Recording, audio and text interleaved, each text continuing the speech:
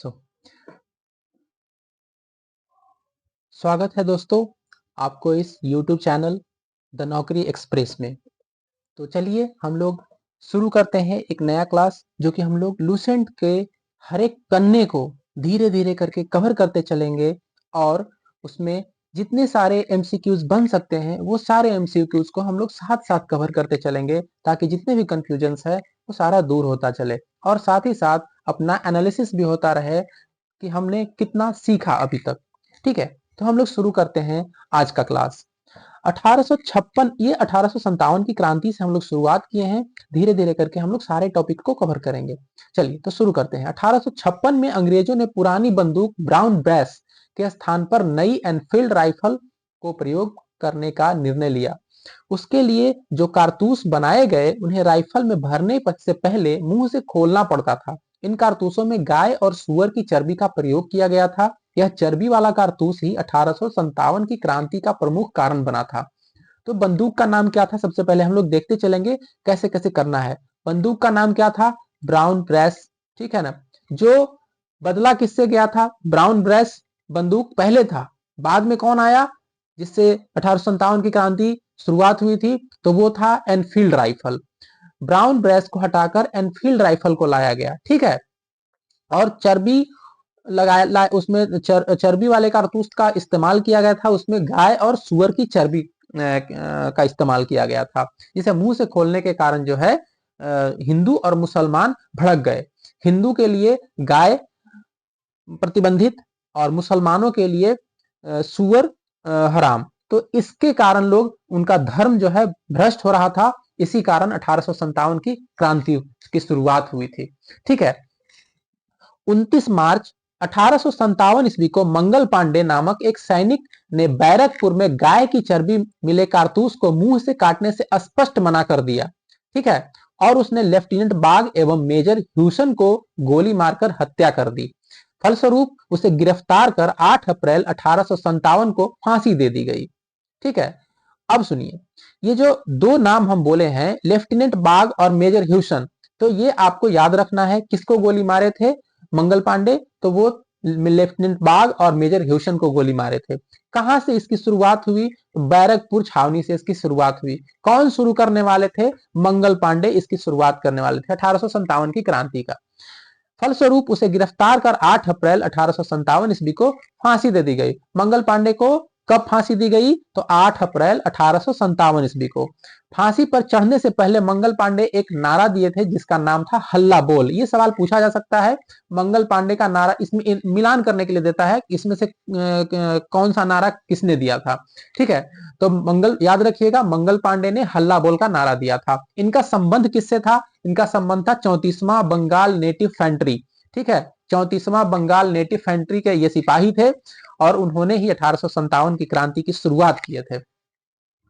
आगे चलते हैं। 10 मई 1857 के दिन मेरठ की पैदल टुकड़ी 20 NI से 1857 ईस्वी की क्रांति की शुरुआत हुई और 1857 ईस्वी में क्रांति के समय भारत का गवर्नर, ये पूछा जा सकता है, भारत का गवर्नर कौन था 1857 की क्रांति के समय? तो ये था लॉर्ड कैनिंग। ठीक है, और दूसरा सवाल ये भी पूछता है कि ब्रिटेन का प्रधानमंत्री उस समय कौन था? तो वो पार्मस्टेन थे। पार्मस्टेन उस समय ब्रिटेन के प्रधानमंत्री हुआ करते थे, जो लेबर पार्टी से बिलोंग करते हैं। चलिए आगे बढ़ते हैं हम लोग। अंग्रेजी भारतीय सेना का निर्माण 1748 ईस्वी में आरंभ हुआ। उस समय मेजर स्ट्रिंजर लॉरेंस को अंग्रेजी भारतीय सेना का जनक पुकारा गया था, क्योंकि भारतीय सेना का शुरुआत वहीं पे शुरुआत हुआ था, अंग्रेजी भारतीय सेना का। ठीक है, 1857 ईस्वी के विद्रोह के पश्चात सेना का पूर्ण रूप से पुनर्गठन किया गया।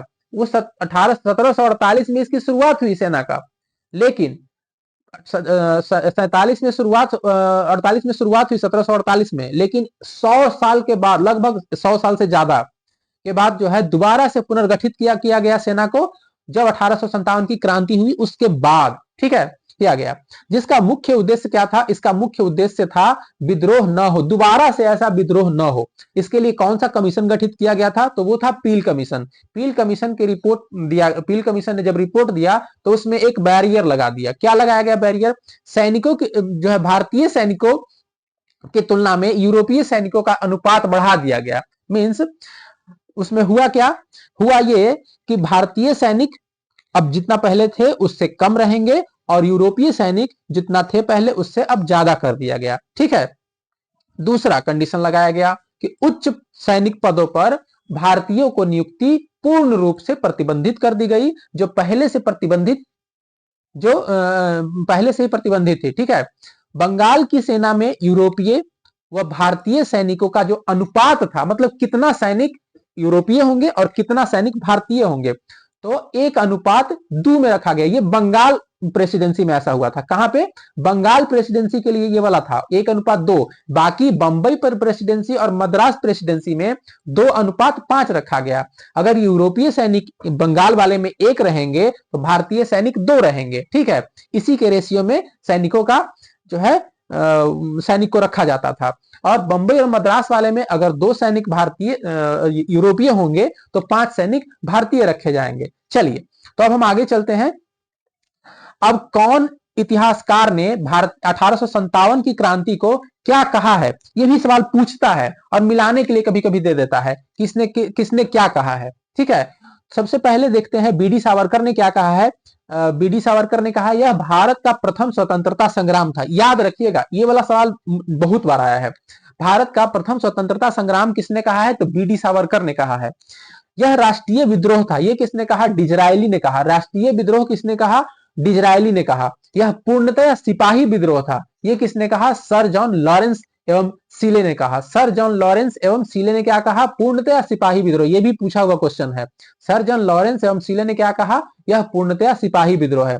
अगला चलिए हम लोग देखते हैं, यह अंग्रेजों के विरुद्ध हिंदू एवं मुसलमान का षड्यंत्र था। ये किसने कहा, ये कहा आउट्रम ने, जेम्स आउट्रम और डब्ल्यू टेलर ने कहा। क्या कहा था, हिंदू और मुसलमानों का षड्यंत्र। हिंदू और मुसलमानों का षड्यंत्र कहा जेम्स आउट्रम और डब्ल्यू टेलर ने कहा था। आगे है बर्बरता तथा सभ्यता के बीच युद्ध। ये किसने कहा था, टी आर होम्स ने कहा था। टी आर होम्स ने क्या कहा, बर्बरता तथा सभ्यता के बीच युद्ध। ये भी पूछा हुआ क्वेश्चन है। ठीक है। अगला देखते हैं, यह धर्मांधों का ईसाइयों के विरुद्ध युद्ध था। ये किसने कहा, एल ई आर रीज ने कहा। एल ई आर रीज ने कहा कि धर्मांधों का ईसाइयों के विरुद्ध युद्ध, ये कहा एल ई आर रीज ने कहा। चलिए आगे देखते हैं हम लोग, बिहार, अवध तथा अन्य स्थानों के व्यक्तियों को जिन्होंने 1857 ईस्वी की क्रांति में भाग लिया था गैर लड़ाकू घोषित किया गया। मींस लड़ाई नहीं करेंगे, अब ये लोग सेना में नहीं रहेंगे, मतलब कम से कम लोगों को रखा गया और सेना में उनकी संख्या कम कर दी गई तथा सिख, गोरखा और पठानों को सिख, गोरखा और पठान को क्या किया गया, 1857 की क्रांति को दबाने में अंग्रेजों की मदद की थी, जिनको लड़ाकू जातियां घोषित किया गया। गैर लड़ाकू किनको, जो लड़े थे, लड़ने में कौन कौन शामिल थे, बिहारी शामिल थे लड़ने में। ठीक है। तो उनको क्या कर दिया गया, बिहार, अवध, बाकी अन्य स्थान से जो भी शामिल थे उनको क्या कर दिया, घोषित, गैर लड़ाकू घोषित कर दिया गया। और सिख, गोरखा और पठान जो कि विद्रोह को दबाने में उनको सहयोग दिए थे, उनको लड़ाकू जातियां घोषित कर दी गई थी। ठीक है। और उन्हें बड़ी संख्या में सेना में भर्ती किया गया था। आगे बढ़ते हैं हम लोग, भारतीय को सेना में ऊंचा से ऊंचा प्राप्त होने वाला पद सूबेदार था। पहले ही वैसे भी प्रतिबंधित था, लेकिन 1857 में तो और भी प्रतिबंधित कर दिया गया कि ऊंचा से ऊंचा पद अब नहीं दिया जाएगा और ज्यादा अगर जाएगा तो सूबेदार तक जा सकता है, इससे ऊपर नहीं। उससे ऊपर कौन रहेगा, यूरोपीय सैनिक रहेंगे। ठीक है। आगे बढ़ते हैं हम लोग, हीरोज ने लक्ष्मीबाई की वीरता से प्रभावित होकर कहा था कि क्रांतिकारियों में वह एकमात्र अकेली मर्द थी। और ये कहां से नेतृत्व कर रहे थे, ये नेतृत्व कर रहे थे झांसी से। रानी लक्ष्मीबाई कहां से नेतृत्व कर रही थी, झांसी से। इनको ग्वालियर के किला में हीरोज के द्वारा मार दिया गया था। ठीक है। ग्वालियर के किला में इनको मार दिया गया था हीरोज के द्वारा। ठीक है। आगे बढ़ते हैं हम लोग, अब कुछ दिया गया है, कौन कहां से ये किए हैं, नेतृत्व किए हैं। थोड़ा आपको दिख नहीं रहा होगा, हम इसको ठीक कर देते हैं ताकि आपको भी दिखे। चलिए, ऐसे फिर गड़बड़ हो जाएगा। चलिए देखते हैं इसको कैसे कर सकते हैं। हाँ, अच्छा, इसको थोड़ा छोटा कर देते हैं ताकि आपको सारा देखने में सहूलियत हो। चलिए, अब शायद दिख रहा होगा मेरे हिसाब से। हाँ, अब दिख रहा है। चलिए, दिल्ली से कौन कर रहा था नेतृत्व? दिल्ली से कर रहे थे बहादुर शाह जफर और बख्त खां। देखिए आप लोग लूसेंट के किताब को अपने सामने रखिए और सामने रख के उसको अंडरलाइन करते चलिए। अंडरलाइन करते चलिएगा तो लगेगा कि हाँ अभी कुछ हुआ है, अभी कुछ दिमाग में जा रहा है। ऐसे देखते रहिएगा, देखने से उतना मजा नहीं आएगा जितना लूसेंट को सामने रख के और तब पढ़िए। लूसेंट को सामने रख के पढ़ने से क्या होता है कि आप कंसंट्रेट होकर के अगर मेरी बातों को सुनिएगा और सुन सुन के पढ़िएगा तो आपको ज्यादा दिमाग में जाएगा। ठीक है, तो चलिए हम लोग आगे बढ़ते हैं। और ऐसे अगर पढ़ने बैठ जाएंगे बिना वीडियो देखे तो हमको लगता है ज्यादा देर टिकेंगे नहीं, लेकिन वीडियो के साथ अगर चलते रहेंगे मुझे लगता है कि किताब के अंतिम पन्ना तक आप बहुत जल्दी पहुंच जाएंगे। चलिए, तो दिल्ली से कौन नेतृत्व कर रहा था? बहादुर शाह जफर और बख्त खां। ठीक है, और दिल्ली का जो नेतृत्व है 11 और 12 मई को जो है शुरुआत हुआ था वहां पे, और खत्म हुआ था 21 सितंबर को। 11 और 12 मई 1857 की शुरुआत हुआ वहां पे दिल्ली में और खत्म हुआ 21 सितंबर 1857 को। दबाने वाला, विद्रोह को दबाने वाला कौन था? तो विद्रोह को दबाने वाला निकलसन एवं हडसन था। ठीक है, निकलसन मारा गया था। ठीक है, कानपुर से, अब दिल्ली का बात हो गया, कानपुर से कौन कर रहा था? कानपुर से नाना साहब कर रहे थे, जिनका नाम धुंधु पंत भी है। और तात्या टोपे और नाना साहब दोनों कर रहे थे कानपुर से नेतृत्व। 5 जून 1857 को वहां से शुरुआत हुआ और दबाने के लिए कौन आया था? तो कैंपवेल था वहां पे, विद्रोह को दबाने के लिए कैंपवेल। ठीक है, कानपुर से कैंपवेल। ठीक है ना, 6 सितंबर 1857 ईस्वी को यहाँ पे खत्म हो गया था विद्रोह। लखनऊ से कौन? लखनऊ से बेगम हजरत महल। ठीक है, इनका नाम था मुहम्मदी खातून। इनका क्या नाम था? मुहम्मदी खातून नाम था इनका। 4 जून 1857 ईस्वी को इसका शुरुआत हुआ था और दबाने के लिए कौन आया था यहाँ पे? हेनरी लॉरेंस, जो मारा गया था, उसके बाद कैंपवेल को भेजा गया था। ठीक है, नेक्स्ट में चलते हैं हम लोग झांसी से कौन थे? अभी बताए हैं, रानी लक्ष्मीबाई, जिसे हीरोज क्या कहा था? एकमात्र मर्द कहा था, जिनको कहां पे मार दिया गया था? ये ग्वालियर के किला में। ठीक है, चलिए यहां पे कौन था दबाने वाला? तो हीरोज था। आगे बढ़ते हैं हम लोग। इलाहाबाद से कौन थे? इलाहाबाद से लियाकत अली। इलाहाबाद से कौन? लियाकत अली। और दबाने वाला कौन? कर्नल नील। इतना ही याद रखना है, दबाने वाला कौन है और नेतृत्वकर्ता कौन है, बस यही मिलान करने के लिए देता है, क्योंकि अब बहुत लोगों को याद रहता है तो इसको मिलान करने, कौन कहां से कर रहे थे इसका मिलान करिए। आगे बढ़ते हैं हम लोग। ये बीपीएससी में पूछा गया, कई बार का पूछा गया क्वेश्चन है, जगदीशपुर वाला। जगदीशपुर से कौन कर रहे थे? कुंवर सिंह कर रहे थे। ठीक है, दबाने वाला कौन था? तो टेलर और विंसेंट आयर। साथ साथ इनके भाई थे अमर सिंह, कुंवर सिंह और अमर सिंह दोनों थे। ठीक है, आगे बढ़ते हैं हम लोग। बरेली से कौन थे? खान बहादुर खान। बरेली से कौन थे? खान बहादुर खान। और यहाँ पे दबाने वाला हडसन। इसको ऐसे याद करना है, बरेली के बाजार में झुमका गिरा रे, गाना सुने होंगे। इसको खान बहादुर खान को कान से वो कर लीजिए, कान बहादुर कान। ठीक है, तो झुमका कहां पहनते हैं? कान में। तो इस तरीके से भी इसको याद कर सकते हैं। फैजाबाद मौलवी अहमदुल्ला। ठीक है, फैजाबाद से मौलवी अहमदुल्ला। ठीक है, और दबाने वाला कौन? कर्नल नील। फतेहपुर से कौन? अजीमुल्ला। ठीक है, दबाने वाला कौन? जनरल रेनर्ड। ठीक है, आगे बढ़ते हैं हम लोग।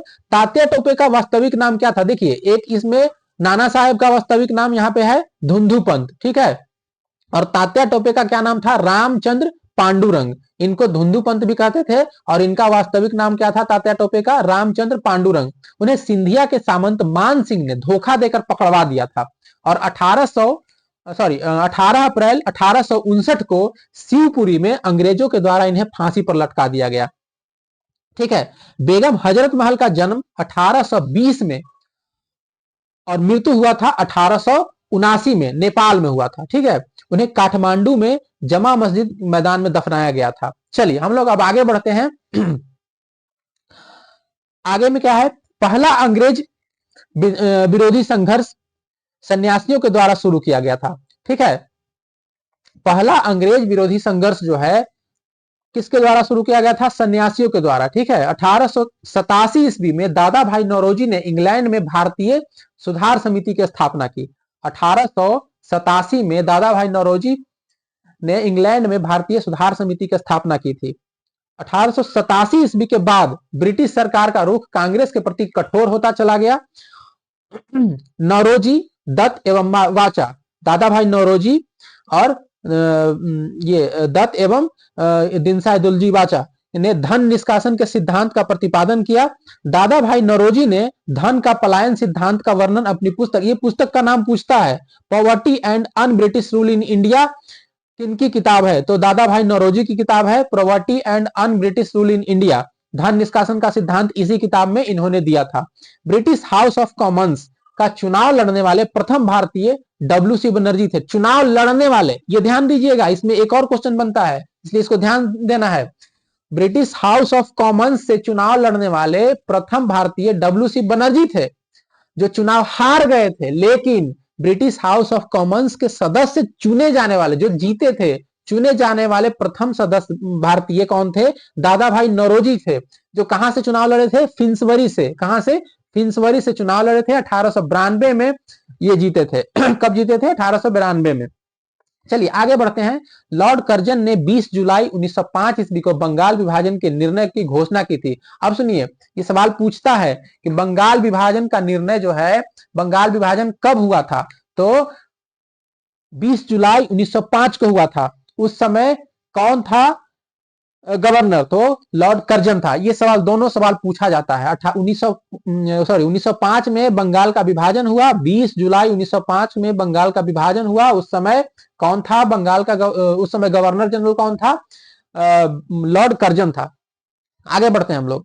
बंगाल विभाजन के विरोध में 7 अगस्त 1905 को कलकत्ता के टाउन हॉल में स्वदेशी आंदोलन की घोषणा की गई। ठीक है, बंगाल विभाजन के विरोध में, बंगाल विभाजन जब हुआ था 1905 में, तो उसका विरोध में कलकत्ता के टाउन हॉल में स्वदेशी आंदोलन, एक मीटिंग रखा गया और वहीं से स्वदेशी आंदोलन की शुरुआत हुई थी। कहां से? ये पूछता है, कलकत्ता के टाउन हॉल से शुरुआत हुआ था। कौन सा आंदोलन का? तो स्वदेशी आंदोलन का शुरुआत हुआ था। ठीक है, बंगाल विभाजन 16 अक्टूबर 1905 को प्रभावी हुआ। किया गया 20 जुलाई को ही, बन गया कि हाँ इसको अलग कर देना है, लेकिन प्रभावी कब से हुआ? तो 16 अक्टूबर 1905 से ये प्रभावी हुआ। इस दिन पूरे बंगाल में, ये पूछता है कितने तारीख को शोक दिवस मनाया गया?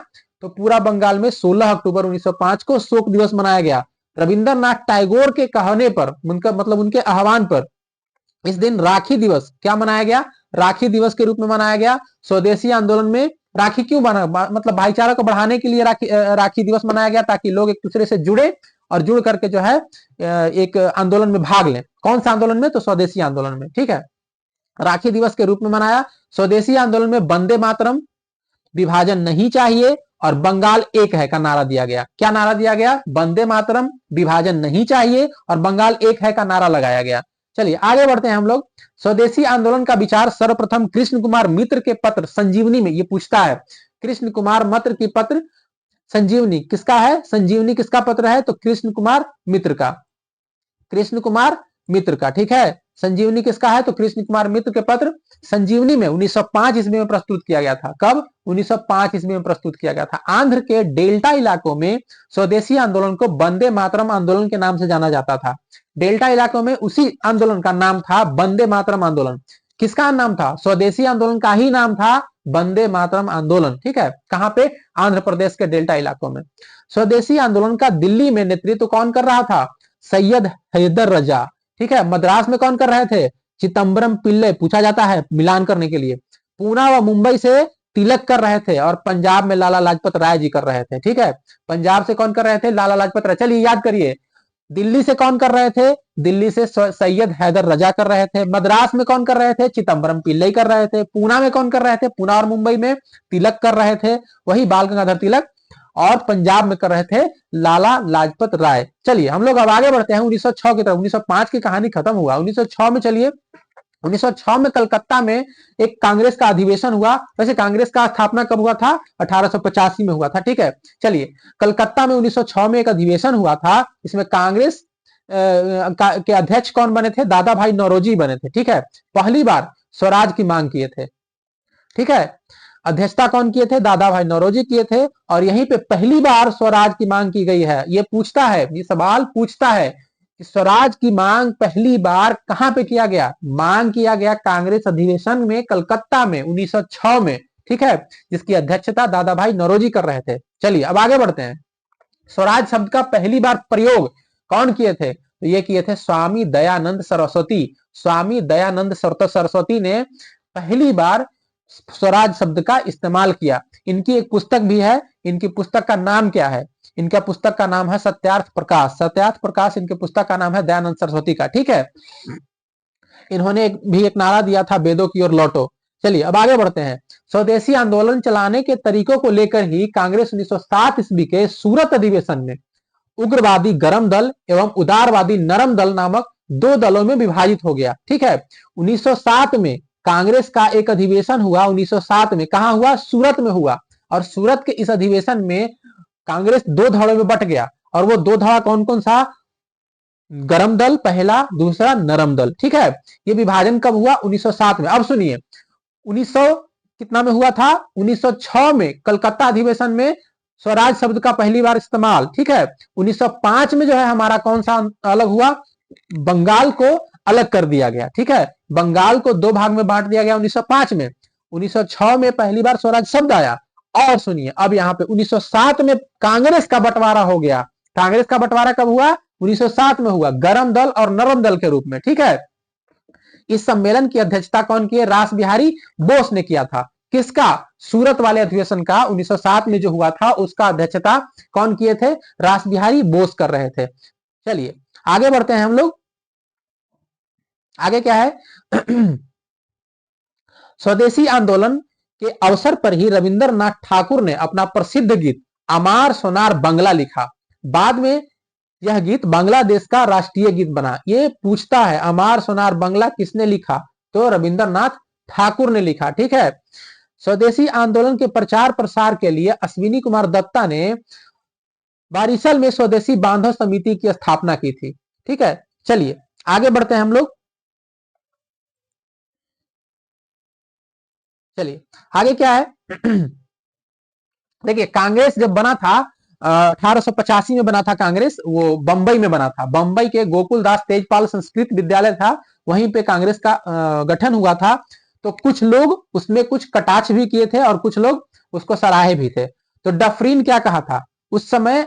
डफरीन क्या कहा था? डफरीन कहा था कांग्रेस केवल सूक्ष्मदर्शी अल्पसंख्यक प्रतिनिधित्व करती है, मतलब कि बहुत कम लोगों का प्रतिनिधित्व करती है कांग्रेस, डफरीन कहा था। उसके बाद कर्जन क्या कहा? कर्जन कहा कि कांग्रेस लड़खड़ा कर गिर रही है, भारत में रहते हुए मेरी इच्छा है कि उसे शांतिपूर्वक मरने में मदद कर सकूं। अब देखिए इसको लगता था मिर्ची कांग्रेस से, क्योंकि कांग्रेस में बड़े बड़े लोग जुड़ रहे थे और जुड़ करके जो है देश को आंदोलित कर रहे थे। तो कर्जन को दिक्कत हो रहा था शासन करने में। तो कर्जन उनके मोरल को डाउन करने के लिए ये सब अलूल जलूल बात बोलता रहता था, ठीक है। आगे देखिए अरविंद घोष। अरविंद घोष जो है क्या बोले? कांग्रेस क्षय रोग से मरने ही वाली है। काहे बोले थे? काहे कि इनका बात जो है वहां पे चल नहीं रहा था ठीक से, इस वजह से बोल रहे थे। बंकिम चंद्र चटर्जी क्या बोले? कांग्रेस के लोग पदों के भूखे राजनीति। कुछ कुछ बीच में वहां पे क्या हुआ था ना कि कुछ कुछ लोगों का जो है बात पूरे तरीके से नहीं सुना जाता था, ठीक है। और इनका बात जो है नहीं माना जाता था, इसलिए वो गुस्सा में आकर के ये सब चीज बोलते रहते थे। हालांकि इसका कोई ज्यादा असर नहीं हुआ था। कांग्रेस एकजुट रहा उस समय और देश को आजादी तक ले गया। आगे बढ़ते हैं। अश्विनी कुमार दत्त क्या बोले? कांग्रेस का सम्मेलन 3 दिन का तमाशा है। क्योंकि होता क्या था, एक बार जुड़ जाते थे लोग, उसके बाद जाकर के सो जाते थे। उसके बाद 1 साल के बाद फिर से अधिवेशन होता था, उसमें फिर आते थे, उसमें कुछ कुछ मीटिंग होता था, कुछ कुछ बात रखा जाता था इनका, कुछ कुछ सुना जाता था और फिर उसके बाद फिर 1 साल के लिए बंद। इसलिए अश्विनी कुमार दत्त ऐसा बोले थे कि कांग्रेस का सम्मेलन 3 दिन का तमाशा है और कुछ नहीं। लाला लाजपत राय क्या बोले थे? कांग्रेस लॉर्ड डफरीन की दिमाग की उपज है। ये बोला गया था लाला लाजपत राय के द्वारा, ठीक है। बिपिन चंद्र पाल ने इसे कहा कांग्रेस याचना करने वाली संस्था है, मींस कुछ आगे प्रोग्रेसिव काम नहीं कर रही है, बस याचना करते रहती है, बस हमें आजादी दे दो, आजादी दे दो, और इससे कुछ होने वाला है नहीं। चलिए आगे बढ़ते हैं हम लोग। 1893 ईस्वी का वर्ष एक परिवर्तन बिंदु रहा, ठीक है।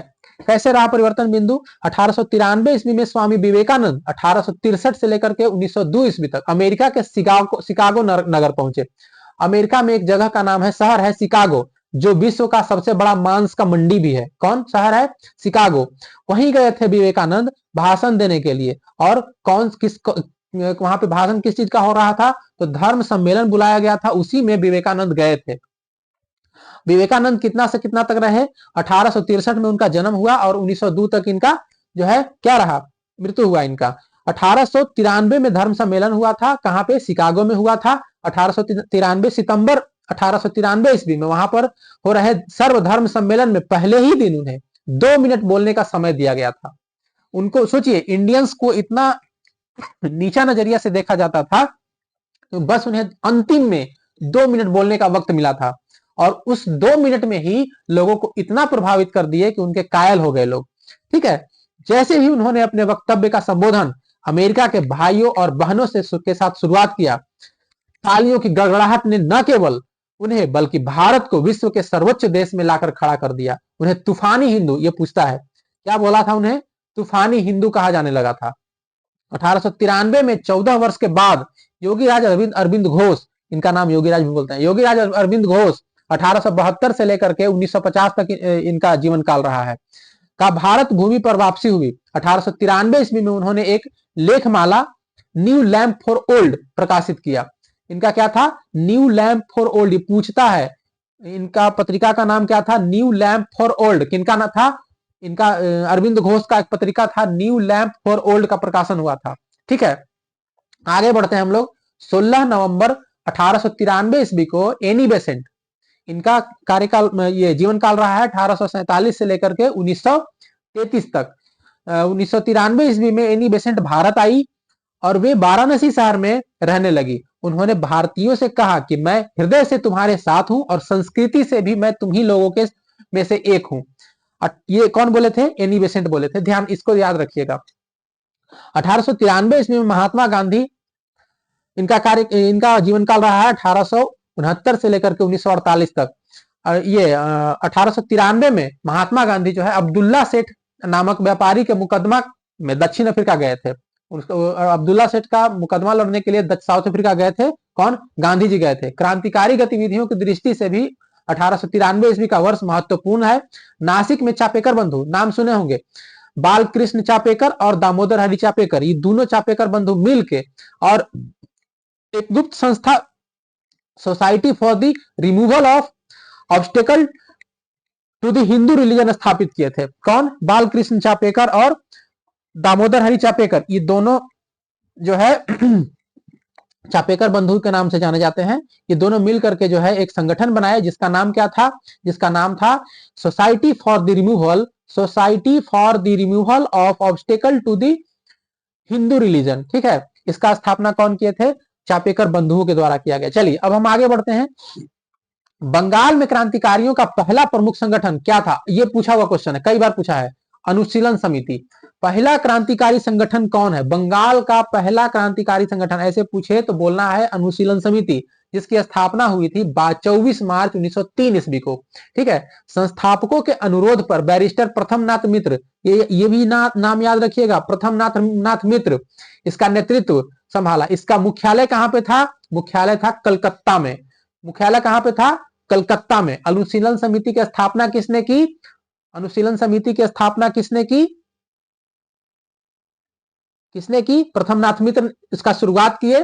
ठीक है, पी मित्र के नाम से भी लोग जानते हैं। अनुशीलन समिति की शुरुआत हुई थी 24 मार्च 1903 ईस्वी को हुई थी। इसका स्थापना कौन किया था, प्रथमनाथ मित्र के द्वारा किया गया था। इसका मुख्यालय कलकत्ता में था। इसके प्रथम कार्यकारिणी के 5 सदस्य थे। पहला प्रथमनाथ मित्र जो कि अध्यक्ष हुआ करते थे, चितरंजन दास, अरबिंदो घोष, चितरंजन दास, अरबिंदो घोष, अरविंद घोष क्या थे, उपाध्यक्ष थे। सुरेंद्रनाथ ठाकुर कोषाध्यक्ष थे और सिस्टर निवेदिता कार्यकारिणी के सदस्य थी, एकमात्र महिला सदस्य थी। ठीक है, सिस्टर निवेदिता कार्यकारिणी की एकमात्र महिला सदस्य थी। 1906 में अनुशीलन समिति का पहला सम्मेलन कोलकाता में हुआ था। अनुशीलन समिति का मुख्य उद्देश्य था खून का बदला खून। ठीक है, अनुशीलन समिति का मुख्य उद्देश्य था खून का बदला खून। ठीक है, ये याद रखिएगा। आगे चलकर वीरेंद्र कुमार घोष इसमें शामिल हुए। वीरेंद्र कुमार घोष, अविनाश भट्टाचार्य एवं भूपेंद्रनाथ दत्त का गुट, भूपेंद्रनाथ दत्त, क्या हो रहा है, भूपेंद्र नाथ दत्त का गुट जो है अनुशीलन समिति पर प्रभावी हो गया और उन्होंने आंदोलन को और उग्रता प्रदान की। इन लोगों ने 1905 में इन लोगों ने 1905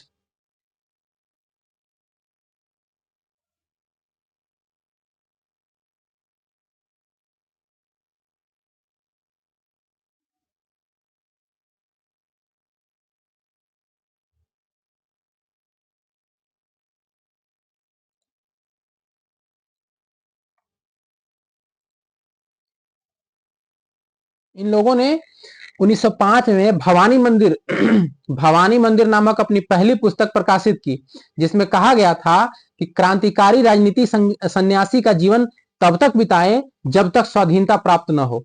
ठीक है, क्या लिए थे इन लोग? भवानी मंदिर नामक अपनी पहली पुस्तक प्रकाशित की, जिसमें कहा गया था कि क्रांतिकारी राजनीतिक सन्यासी का जीवन तब तक बिताए जब तक स्वाधीनता प्राप्त न हो। ठीक है, स्वाधीनता प्राप्त न हो। अक्टूबर 1907 में अविनाश चंद्र भट्टाचार्य द्वारा प्रकाशित वर्तमान रणनीति उनकी दूसरी पुस्तक थी। पहला पुस्तक क्या था? भवानी मंदिर। दूसरा आया वर्तमान रणनीति। ठीक है, उनकी दूसरी पुस्तक थी जिसमें उन्होंने कहा था कि भारत की स्वतंत्रता प्राप्ति के लिए फौजी शिक्षा और युद्ध आवश्यक है। इसके लिए छापामार युद्ध अपनाने के लिए कहा गया था। अनुशीलन समिति ने हेमचंद्र दास कानूनगो को पेरिस भेजा, जिसने रूसी क्रांतिकारी निकोलस फ्रांसिस्की से बम बनाना सीखा था। ठीक है, कौन? हेमचंद्र दास कानूनगो को पेरिस भेजा गया और वहां पे जो है फ्रांसिस क्रांतिकारी निकोलस फ्रांसिस्की से बम बनाने के लिए सीखे थे। आगे चलते हैं हम लोग। आगे क्या है?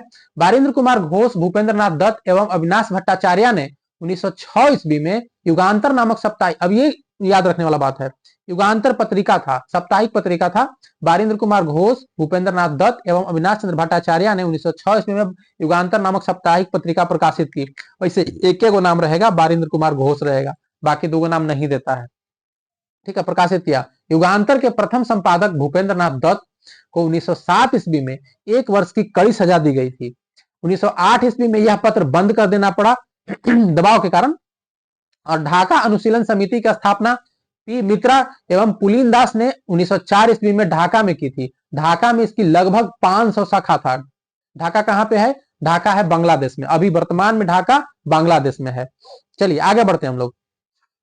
11 दिसंबर 1908 को अनुशीलन समिति गैर कानूनी घोषित कर दिया गया।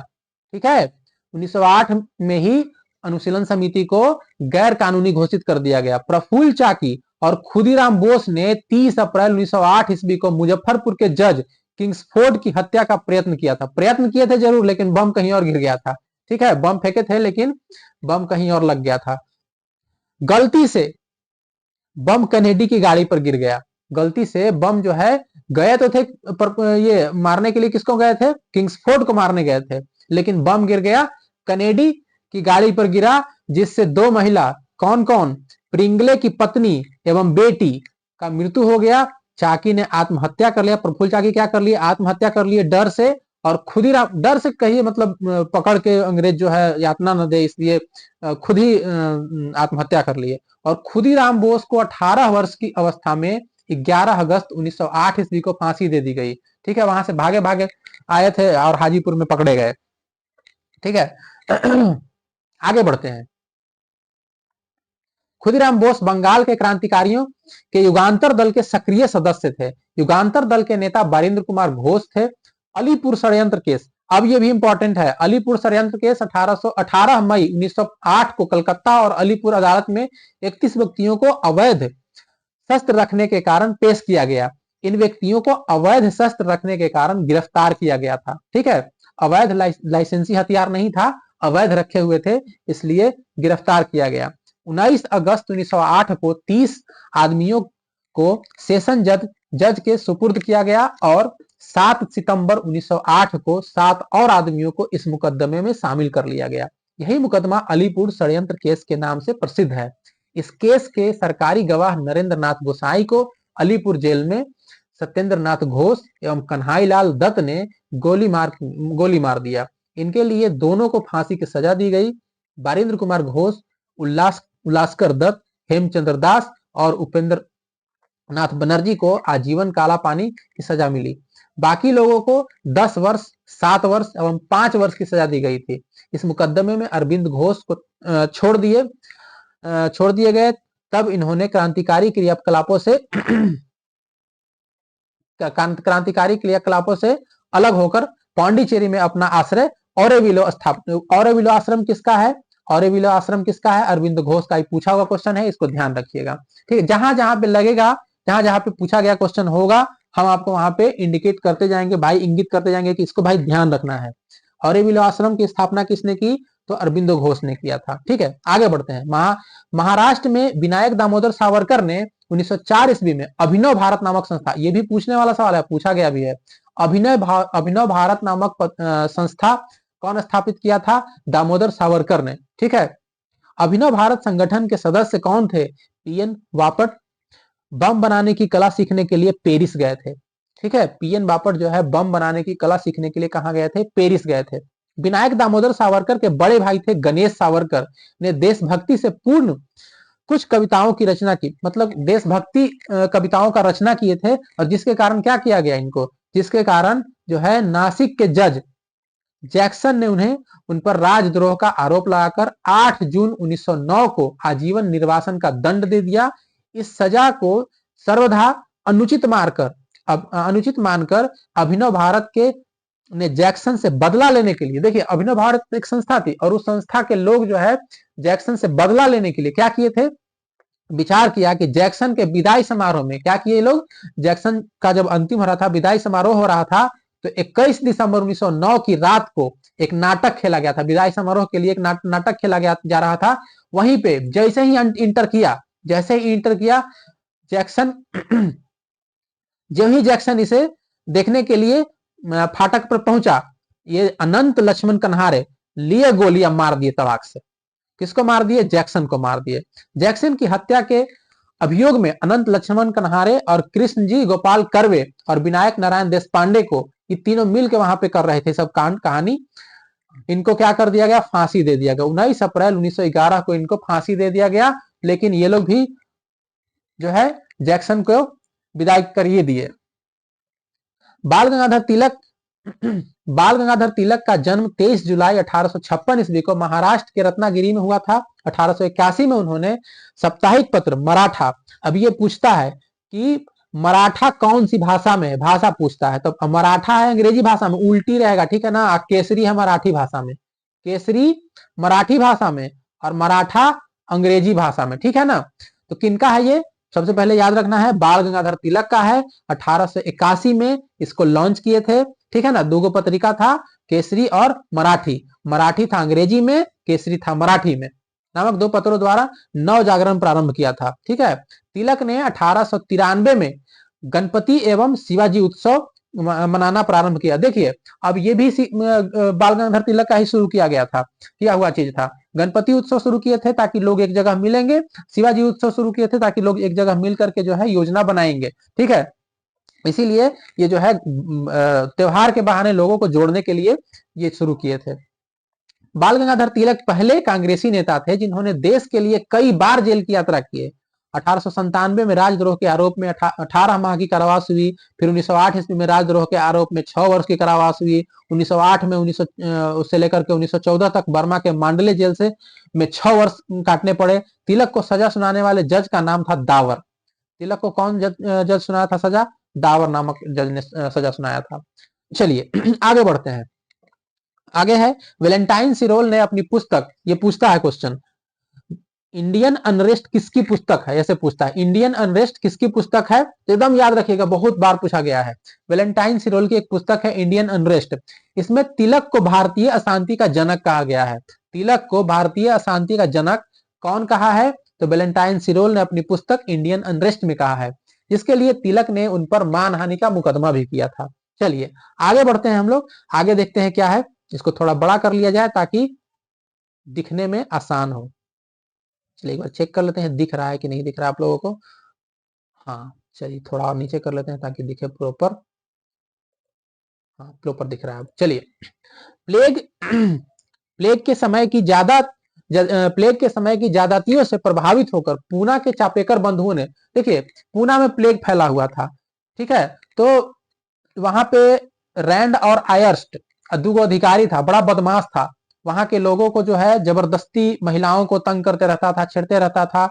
इस चीज से तंग आकर चापेकर बंधु, कौन कौन कौन चापेकर, दामोदर चापेकर और बालकृष्ण चापेकर, ये दोनों मिल के 22 जून 1897 को प्लेग अधिकारी रैंड और आयर्स्ट की हत्या कर दी। ये सब देख के सहा नहीं गया और काम तमाम कर दिए। महाराष्ट्र से क्रांतिकारी पत्र काल का संपादक परांजपे ने किया। कौन किया? परांजपे ने किया। 1905 ईस्वी में लंदन में श्यामजी कृष्ण वर्मा ने इंडियन होम रूल सोसाइटी की स्थापना की। श्यामजी कृष्ण वर्मा को क्रांतिकारियों का पिता भी कहा जाता है। रविंद्रनाथ टैगोर ने 1906 ईस्वी में, यहाँ पे गलत टाइप हो गया है, रविंद्रनाथ टैगोर ने 1906 ईस्वी में Indian society of oriental arts की स्थापना की, जिससे प्राचीन भारतीय कला एवं संस्कृति का संरक्षण एवं विकास हुआ। न्यू इंडिया नाम, अब ये भी पूछता है, न्यू इंडिया नामक एक अंग्रेजी साप्ताहिक समाचार पत्र एवं 1906 में वंदे मातरम नामक समाचार पत्र बिपिन चंद्र पाल, अभी पूछता है कि बिपिन, इनमें से बिपिन चंद्र पाल का कौन कौन सा जो है पत्रिका है, ऐसे पूछ लेता है, तो आपको सारा पत्रिका का नाम याद होना चाहिए। तो पत्रिका का नाम है न्यू इंडिया और वंदे मातरम। किनका है? तो बिपिन चंद्र पाल जी का है। आगे बढ़ते हैं हम लोग। 30 दिसंबर 1906 ईस्वी को ढाका के नवाब सलीम उल्लाह खां के निमंत्रण पर सम्मेलन हुआ। नवाब वकारुल मुल्क इसके अध्यक्ष थे। इसी सम्मेलन में अखिल भारतीय मुस्लिम लीग का उदय हुआ, जिसका मुख्यालय कहां था? लखनऊ में था। ठीक है, यहीं से मुस्लिम लीग का शुरुआत हुआ, ठीक है ना, जिसका मुख्यालय कहां पे था? लखनऊ में था। अखिल भारतीय मुस्लिम लीग का शुरुआत हुआ, इसका मुख्यालय लखनऊ में था। लीग का संविधान 1907 ईस्वी में कराची में बना था। कहां पे? कराची में बना था। इस संविधान के अनुसार प्रथम अधिवेशन 1908 में, अब मुस्लिम लीग का प्रथम अधिवेशन कब हुआ? 1908 में। कहां पे हुआ? तो अमृतसर में हुआ। और कांग्रेस का प्रथम अधिवेशन कहां पे हुआ? तो बंबई में हुआ। कब हुआ? 1885 में हुआ। अब मुस्लिम लीग की अध्यक्षता कौन किए? पहला अध्यक्ष थे सैयद इमाम, और कांग्रेस का पहला अध्यक्ष कौन था? तो डब्ल्यू.सी. बनर्जी। ठीक है, अब इन सब बातों को याद कर लेना है, उससे एक दूसरे से कनेक्ट करके, ठीक है ना। आगे बढ़ते हैं। इसी अधिवेशन में आगा खां को मुस्लिम लीग का अध्यक्ष बनाया गया। ठीक है, इसी अधिवेशन में आगा खां को मुस्लिम लीग का अध्यक्ष बनाया गया। इसी अधिवेशन में मुसलमानों के लिए अलग से निर्वाचक मंडल की मांग की गई, जिसको 1909 में मार्ले मिंटो सुधार में मान लिया गया। मुस्लिम लीग ने बंगाल विभाजन का समर्थन किया था। बंगाल विभाजन जब हुआ था 1900, कब हुआ था बंगाल विभाजन? 1905 में हुआ था। ठीक है, 1905 में बंगाल विभाजन हुआ था, जिसको ये लोग जो है समर्थन किए थे। 1908 ईस्वी में मुस्लिम लीग की एक शाखा लंदन में खोली गई थी, जिसे सैयद अमीर अली ने स्थापित किया था। चलिए आगे बढ़ते हैं हम लोग। भिखाजी रुस्तम कामा, नाम सुने होंगे। भिखाजी रुस्तम कामा भारतीय मूल की फ्रांसीसी नागरिक थी, जो जर्मनी के स्टुटगार्ट शहर में पहली बार जो है, स्टुटगार्ट शहर में 22 अगस्त 1907 को आयोजित 7वीं अंतरराष्ट्रीय कांग्रेस में तिरंगा फहराने के लिए जानी जाती है। ये पूछा गया है कि जर्मनी के स्टुटगार्ट में पहली बार तिरंगा किसने फहराया था? तो वो थी मैडम भिखाजी रुस्तम कामा। ऐसा मैडम भिखाजी कामा के नाम से भी लोग जानते हैं इनको। यह विदेशी धरती पर राष्ट्र ध्वज फहराने की पहली घटना है। इनके माता पिता पारसी थे, जिन्होंने दादा भाई नौरोजी के निजी सचिव के रूप में भी काम किया था। ठीक है, आगे चलते हैं हम लोग। 1 जुलाई 1909 को मदनलाल ढींगरा ने विलियम कर्जन वाइली को गोली मारकर हत्या कर दी। 16 अगस्त 1909 ईस्वी को मदनलाल ढींगरा को मृत्यु दंड दे दिया गया। ठीक है, मदनलाल ढींगरा क्या किए थे? कर्जन वाइली को गोली मार दिए थे। कब मार दिए थे? तो 1 जुलाई 1909 को मार दिए थे। 16 अगस्त 1909 को मदनलाल ढींगरा को मृत्यु दंड भी दे दिया गया। बहुत दिन तक जिंदा नहीं रह पाए उसके बाद। 21 दिसंबर 1909 को अनंत कन्हारे ने जैक्सन को गोली मार दिया था। कौन? अनंत कन्हारे जैक्सन को गोली मार दिए। कब मार दिए? 1909 में मार दिए, 21 दिसंबर 1909 में। ठीक है, चलिए आगे बढ़ते हैं हम लोग। वायसराय लॉर्ड हार्डिंग ने 1911 में दिल्ली में भव्य दरबार का आयोजन किया। अब सुनिए, अब जो कहानी वहां बंटवारा हुआ था, बंटवारा अब यहां मिलेगा आकर के। वायसराय लॉर्ड हार्डिंग ने 1911 में दिल्ली में भव्य दरबार का आयोजन किया गया। इंग्लैंड के सम्राट जॉर्ज पंचम एवं मैरी के स्वागत में ये दरबार लगाया गया था। इस दरबार में क्या क्या घोषणा हुआ? तो सबसे पहला घोषणा जो 1905 में अलग हुआ था वो क्या हो गया? विभाजन रद्द कर दिया गया। बंगाली भाषी क्षेत्रों को मिलाकर अलग एक प्रांत बनाया गया और बिहार एक अलग राज्य बना, जिसमें उड़ीसा भी शामिल था। उस समय तक स्वतंत्र नहीं था, उड़ीसा भी शामिल था बिहार में।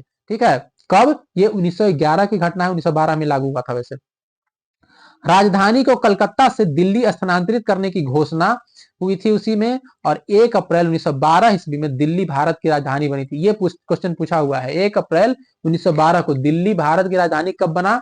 तो 1 अप्रैल 1912 को बना।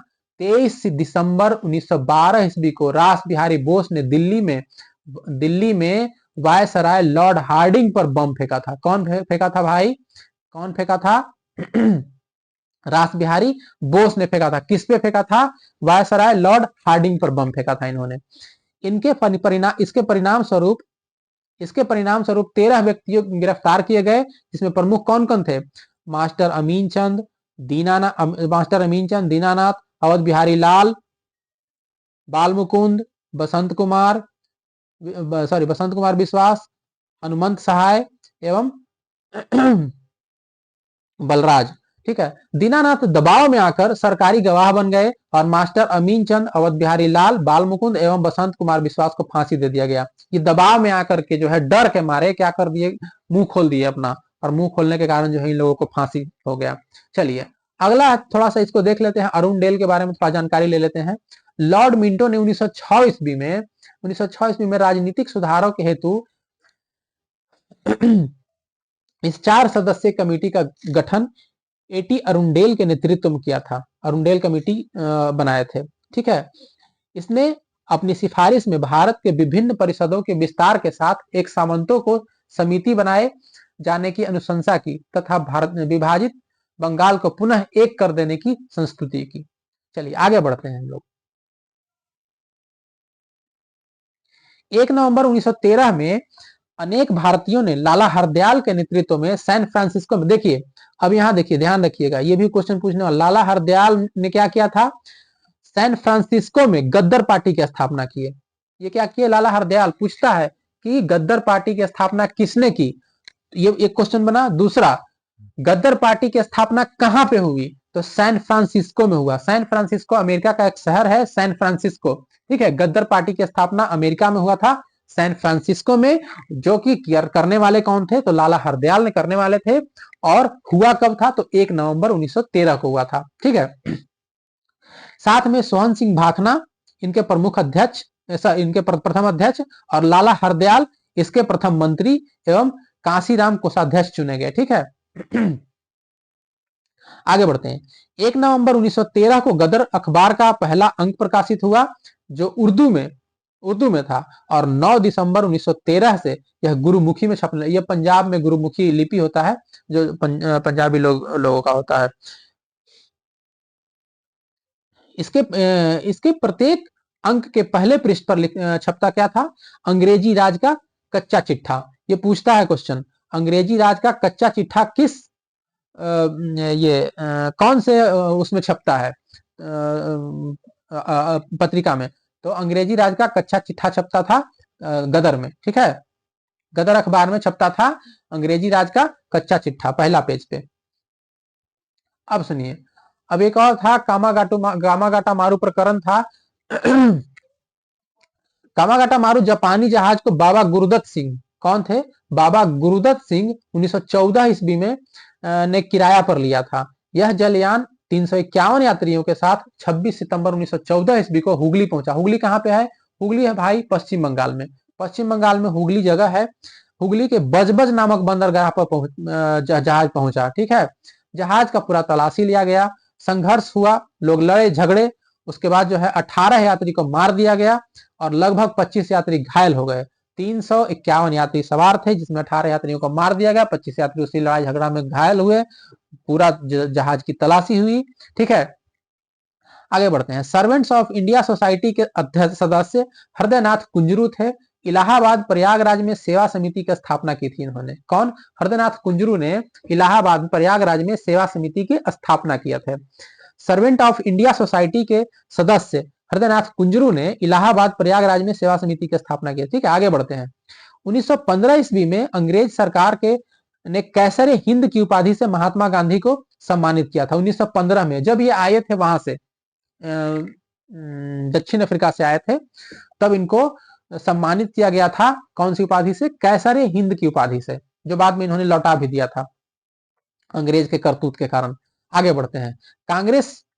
कांग्रेस के लखनऊ अधिवेशन 1916 ईस्वी में कांग्रेस ने के दोनों दलों में एकता हो गई। अब देखिए, कांग्रेस विभाजित हुआ था 1907 में हुआ था, विभाजित हुआ था गरम दल और नरम दल के रूप में। तो वो तो विभाजित हुआ ही। 1916 में क्या हुआ? दो दल एक साथ आए। कौन कौन दल सामने आए थे एक साथ? मुस्लिम लीग और कांग्रेस दोनों मिल गए। मुस्लिम लीग जिसका स्थापना हुआ था 1908 में पहली बार, और वो आकर के 1916 में आकर के जो है एक साथ मिलकर के काम करना शुरू किया। ठीक है, इसी अधिवेशन, ये हुआ था कहां कहां पे हुआ था? ये हुआ था लखनऊ में 1916 में हुआ था। इस अधिवेशन में मुस्लिम लीग ने भी कांग्रेस से मिलकर एक संयुक्त समिति की स्थापना की। मुस्लिम लीग के 1916 के अधिवेशन सम्मेलन की अध्यक्षता मोहम्मद अली जिन्ना ने की थी। मुस्लिम लीग की तरफ से कौन कर रहा था अध्यक्षता? मोहम्मद अली जिन्ना कर रहे थे। जिन्ना और तिलक के विशेष प्रयास से 1916 में लीग एवं कांग्रेस के बीच समझौता हुआ था। जिन्ना और तिलक दोनों मिल करके जो है इसको अमल में लाए थे। बाल गंगाधर तिलक के स्वशासन प्राप्ति के हेतु 28 अप्रैल 1916 को पूना में होम रूल लीग की स्थापना की। अब सुनिए, बाल गंगाधर होम रूल लीग की स्थापना किसने की? बाल गंगाधर तिलक ने किया। इसके अध्यक्ष थे जोसेफ बप्तिस्ता थे इसके क्या थे? अध्यक्ष थे। किसका? होम रूल लीग के। ठीक है, और सचिव कौन था?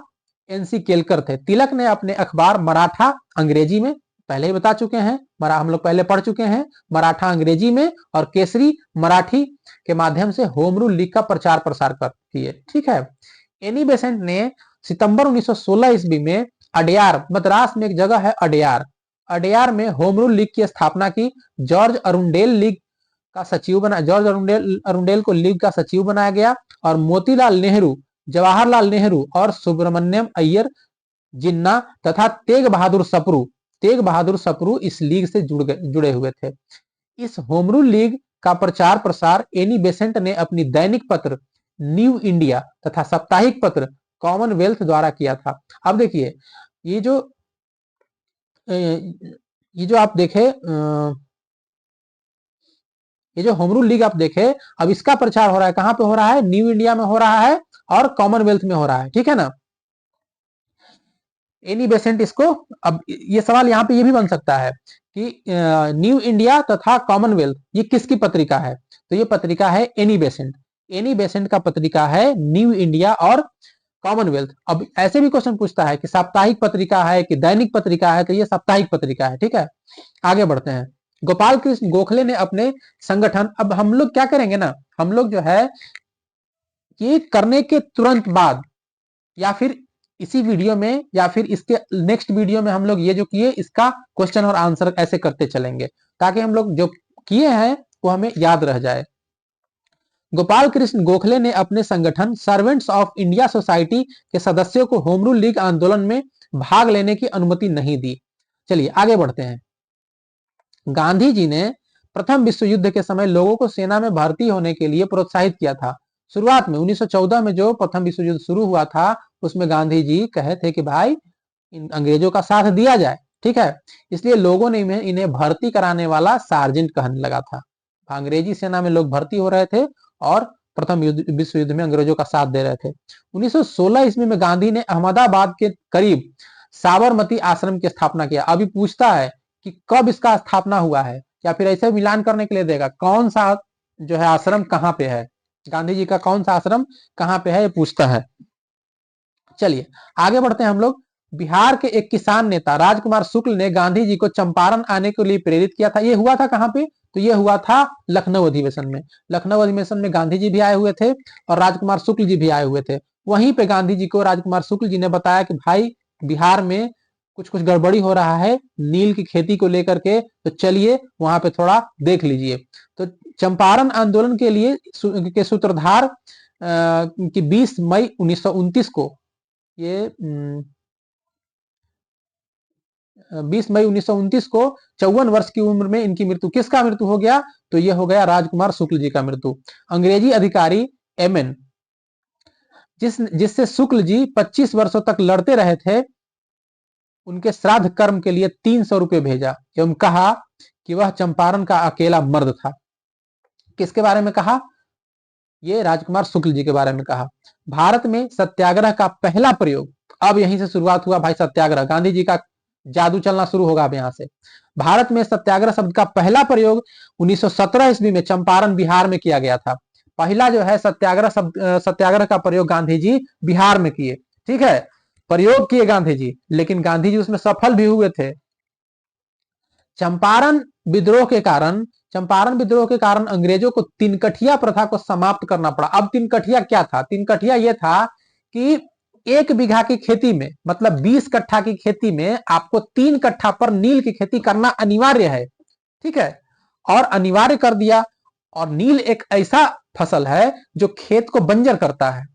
दूसरा चीज, नील जो है जब उगाया जा रहा था 1917 का जो टाइम था, उससे पहले ही जर्मनी में आधुनिक नील जो है सिंथेटिक नील का जो है उपयोग शुरू हो गया था।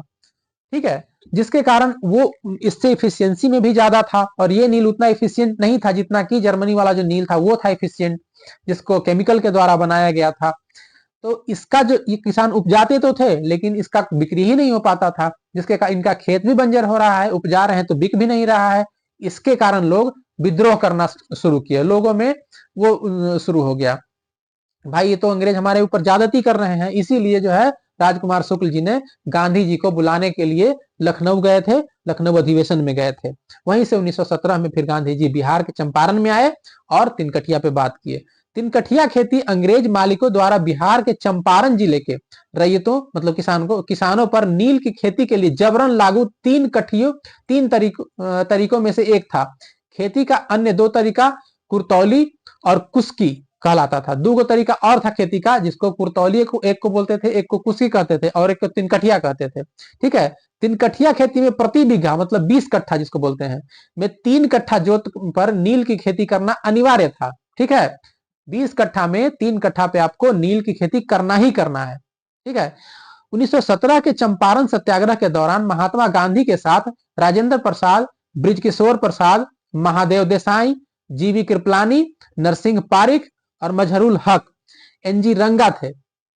बतख मियां ने चंपारण सत्याग्रह के दौरान गांधी जी की जान बचाई थी। अब देखिए, ये एक बार बिहार बीपीएससी में ये एक सवाल पूछा हुआ है कि गांधी जी को चंपारण सत्याग्रह के दौरान उनका जान किसने बचाया था? तो बतख मियां ने जान बचाया था। गांधी जी ने सत्याग्रह का सर्वप्रथम प्रयोग दक्षिण अफ्रीका में किए थे। भारत में अगर पूछा जाए तो भारत में चंपारण में किए थे, लेकिन ऐसे अगर पूछा जाए तो सत्याग्रह का प्रयोग सबसे पहले गांधी जी कहां किए थे? दक्षिण अफ्रीका में किए थे। वही चीज सोचे थे कि यहां भी कहीं लह जाए। ठीक है, हम लोग इसी तरीके से करते जाएंगे आगे भी। आगे देखते हैं। एनी बेसेंट ने 20 अगस्त 1917 को होम रूल लीग को समाप्त करने का घोषणा की है।